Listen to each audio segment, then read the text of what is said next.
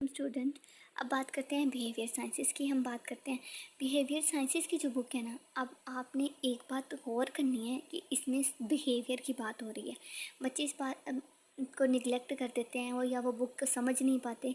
जो पेपर होता है ना, वो आपको हमेशा घुमा के यूएचएस देता है। हमें तो जब तक जितने 2 सेमेस्टर के हम पेपर दे चुके हैं ना, हमें घुमा के, आपने सबसे पहले कोशिश ये करनी है कि आपने जो पेपर है ना उसको समझने की कोशिश करनी है। कुछ बच्चों को क्वेश्चन समझ नहीं आता, उन्हें लगता है आउट ऑफ सिलेबस है। आता सबको होता है, लेकिन मेन चीज़ होती है क्वेश्चन को समझना। इसमें बात की गई है बिहेवियर्स की।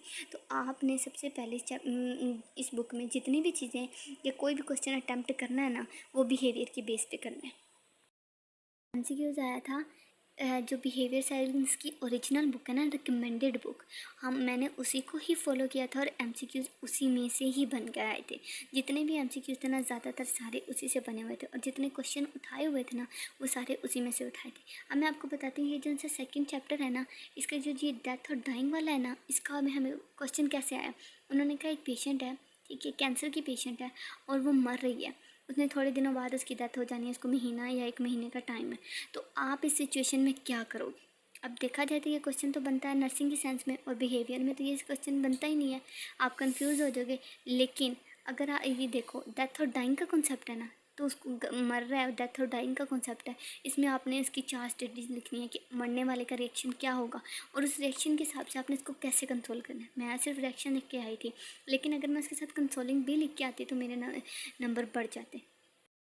तो ये दूसरा चैप्टर है ना, तीसरा चैप्टर है हमारे पास, biological and psychological basis of behaviour. इसमें हमारे पास जो हमें क्वेश्चन आया था ना, परसेप्शन पे आया था। जो ओरिजिनल बुक है ना इसकी रिकमेंडेड, उसमें एक टर्म है मोनोक्लियर, अगर मैं गलत प्रोनाउंस कर रही हूँ, और बाइनोक्लियर। उसके ऊपर हमें डिफरेंस लिखना था दोनों में। मैं भी उसमें डिफरेंस लिख के आई थी, और मेरी क्लास के बच्चे भी उसमें डिफरेंस लिख के आए थे। लेकिन मैंने, क्योंकि उस टाइम पे हमें पता नहीं था कैसे कैसे पढ़ते हैं, तो मैंने सिर्फ 3 मेन पॉइंट लिखे थे, बाकी 5-6 पॉइंट अपने से लिख के आई थी। टोटल मैंने 10 पॉइंट लिखे थे, जिसमें से 4 मेन पॉइंट थे और बाकी सारे मैंने अपने से लिखे थे। जितनी भी है ना, इसमें से मेमोरी वाला हो गया, थिंकिंग मैंने ओरिजिनल बुक से किया था, और बाकी मैंने किया था निश्तर की स्लाइड से। उसमें काफ़ी अच्छा लिखा हुआ है। अगले सेमेस्टर में आप सोशियोलॉजी पढ़ेंगे ना, उसमें एक क्वेश्चन हिस्ट्री से रिलेटेड ज़रूर आता है, या हिस्ट्री से रिलेटेड आता है, या मॉडल से रिलेटेड आता है, जिसमें हमने लिखना होता है, मॉडल बताना होता है या हिस्ट्री बतानी होती है। तो आपने ये जो हिस्ट्री और मॉडल्स वाले चैप्टर हैं, ये भी बहुत अच्छे से पढ़ के जाने हैं।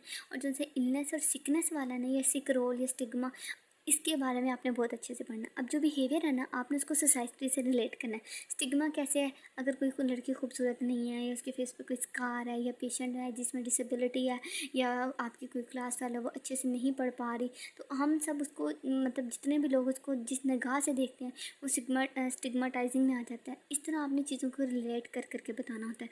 इसमें फैक्टर्स पूछे जाते हैं, फैक्टर कौन कौन से इफेक्ट करते हैं, जिसमें हमारे पास कम्युनिकेशन बैरियर आ जाता है, हमारे पास सोशल इकोनॉमी स्टेटस आ जाता है। इस तरह के आपने ChatGPT से निकाल के वो फैक्टर लाजमी करके जाना है, और वो हर क्वेश्चन में आप आराम से डाल सकते हैं। हेल्थ बिलीफ मॉडल आया था हमें, जिसमें हमने इसको एक्सप्लेन करना था कि हेल्थ बिलीफ मॉडल क्या होता है। डिसेबिलिटी वाला चैप्टर है ना, और स्ट्रेस एंजाइटी, ये वाला आपने बहुत ज़्यादा अच्छे से करके जाना है। क्राइसिस इंटरवेंशन आपने ओरिजिनल बुक है, उसमें कुछ खास इतना लिखा नहीं हुआ, आप उसको स्लाइड से कर लीजिएगा, या सर अदनान की कोई बुक्स हैं आप उनसे कर लीजिएगा, या किसी और की बुक जहाँ से आपको अच्छा लगे ये चैप्टर, वहाँ से आप लोग कर लीजिएगा। और जो हमने जिस बुक से किया था उसमें से ही हमें इसका क्वेश्चन नहीं चाहिए था, क्योंकि ये इतना ओरिजिनल बुक में अच्छा नहीं लिखा हुआ। तो आप भी कोशिश कीजिएगा कि सिनेरियो बेस्ड क्वेश्चन करके जाएं। ये रट्टा लगाने वाली चीज़ नहीं है, मैं फिर आपसे कह रही हूँ, इसका रट्टा मत लगाइएगा, इसके कॉन्सेप्ट को समझिएगा, क्योंकि इसके क्वेश्चन जो है वो एमसीक्यू जो है सिनेरियो बेस आते हैं। आपने सिर्फ एक टर्म लेनी है, उसको समझना है, दैट्स इट। अब चाहे वो उससे घुमा के दे दे या जिस तरह मर्जी दे दे, आपको तो पता होगा ना कि आपने इसको पढ़ा हुआ है, और जो इसका पेपर है उसमें आप दिल खोल के रिलैक्स माइंड से माहौल से रिलेट करके लिखिएगा। वो आपके लिए बहुत ज़्यादा बेनिफिशियल होगा, क्योंकि ये हमारे पास बिहेवियर है, तो हम इसमें हर जो पेशेंट है या हमारे पास क्लाइंट है उसका बिहेवियर नोट करते हैं कि वो हैप्पी है, एंगर है, किस सिचुएशन में कैसे रिएक्ट करता है, और एक नर्स को कैसे कैसे रिएक्ट करना चाहिए, वो कैसे कंट्रोल कर सकती है। इसी चीज़ों के बारे में ये बिहेवियर साइंस है। तो बेस्ट ऑफ लक।